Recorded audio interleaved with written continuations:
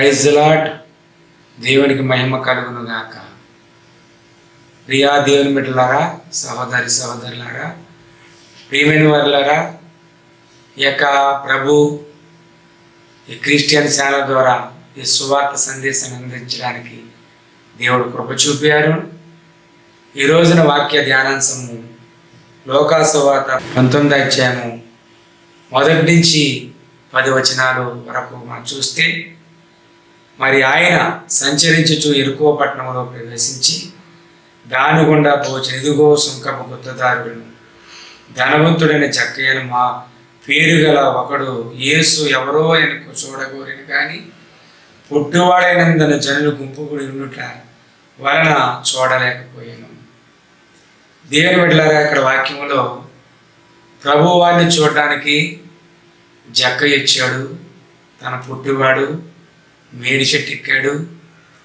సరాసరి యేసుప్రభువారు అతని దగ్గరికి వచ్చి జక్కయ్య త్వరగా దిగమని చెప్పినప్పుడు జక్కయ్య యేసును చేర్చుకున్నాడు. తన ఎంట తన అన్యాయస్తుడు, తను ఎంతగానో మోసం చేసి బ్రతికినవాడు.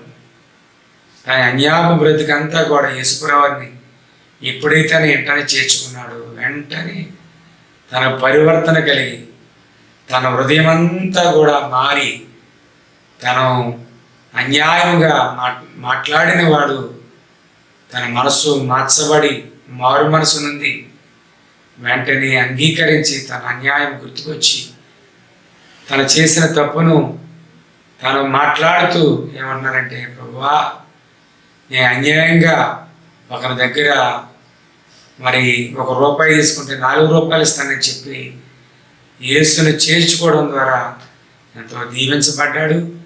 ఈ సువార్త సందేశము ద్వారా యేసును చేర్చుకునేవారుగా, దేవుని యందు భయభక్తులు కలిగిన వారుగా ఉండాలని సేవకునిగా తెలియజేస్తున్నాను. మరి ఈ మాటలు దేవుడు మన వినికిడిలో దీవించును గాక. ఆమేన్. వందనాలు.